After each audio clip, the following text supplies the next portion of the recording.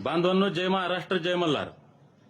सकाळी 4 वाजेपासून हे पोलिसांच्या गाड्या आणि पोलीस अशा पद्धतीने आले जसं काही आम्ही आतंकवादी आहेत. रात्री 4 वाजेपासून सगळ्या समाज बांधवांची या ठिकाणी धरपकड सुरू केली. आमचं सहकार्य होतं.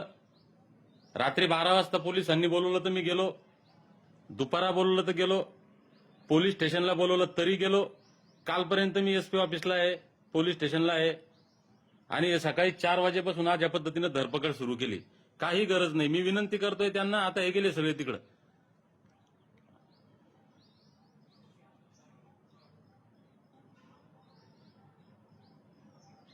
आणि घरी सकाळपासून आता मी सांगितलंय बांधवांनो त्यांना, माझा दरवाजा तोडा आणि मला अटक करा. महाराष्ट्रातल्या सगळ्या जनतेला आव्हान आहे आता की या राज्य सरकारची काय दादागिरी चालली. पोलिसांच्या खांद्यावर बंदूक ठेवून आंदोलन दडपण्याचं, महाराष्ट्र पेटवण्याचं काम यांनी सुरू केलं. तरी प्रत्येक मल्हार मावळ्याला माझी विनंती आहे, प्रशासनाला वाटतंय की इथं काहीतरी व्हावं, पण आपण शांतता ठेवा. आपण कुठेही कायदा व सुव्यवस्था निर्माण होणार नाही याची काळजी घ्या. कसल्याही प्रकारचं गोंधळ आपण करणार नाही याची आपण काळजी घेऊ. परंतु या गोष्टीचा निषेध संपूर्ण महाराष्ट्रातून होणं गरजेचं आहे. संपूर्ण महाराष्ट्राला इथली वस्तुस्थिती आणि हे कळणं गरजेचं आहे. मी सकाळी 4 वाजता जर दरवाजा उघडा असता तर मी सुद्धा अटक असतो. आता मी सकाळी रिक्वेस्ट केली, मी आता हे लाईव्ह केलंय. मी सकाळी एसपी साहेबांना रिक्वेस्ट केली की साहेब मी येतो, मला झोपेतून मला झोपू द्या, मी उठलो की येतो, मला अटक करा, मला घेऊन जा.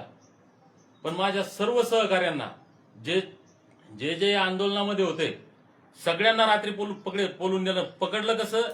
2-2, 4-4 गाड्या पोलिसांच्या घरी. आता या गल्लीमध्ये किमान 15-20 गाड्या आत्ता आहेत आणि कमीत कमी 200 पोलीस इथं असतील. आता हे 200 पोलीस मला पकडायला 4 वाजेपासून सकाळी या गल्लीमध्ये 15-20 पोलीसच्या गाड्या आहेत, जास्त गाड्या आहेत, मोठमोठ्या गाड्या आणल्या, व्हॅन.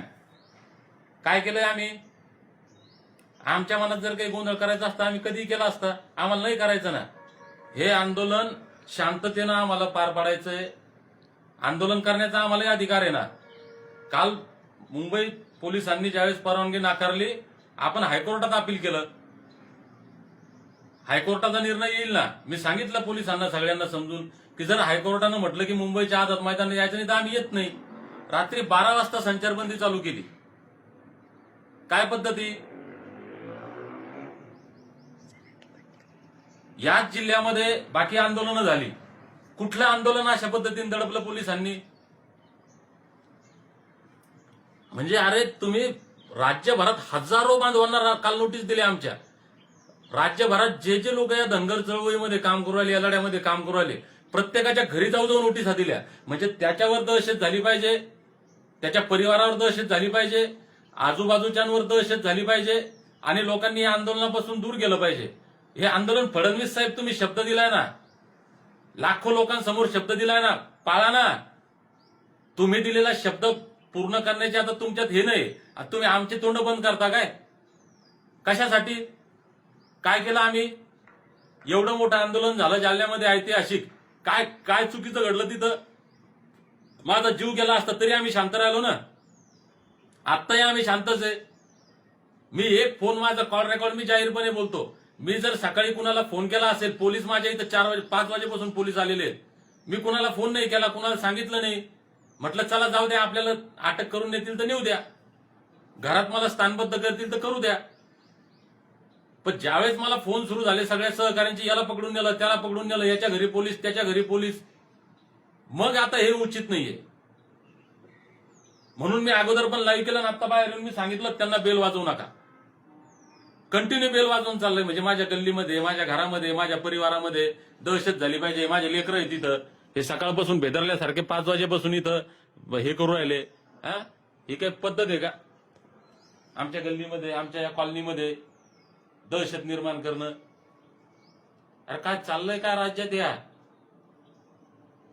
फडणवीस साहेब याचं उत्तर तुम्ही द्या ना. पोलिसांना कशाला पुढे करता? पोलिसांच्या खांद्यावर कशाला बंदूक ठेवता? महाराष्ट्रातली जनता हे पाहते. इंग्रजांनी सुद्धा अशा पद्धतीने आंदोलनं दडपली नसतील. अरे इंग्रजांपेक्षाही गेलेली आहेत ना.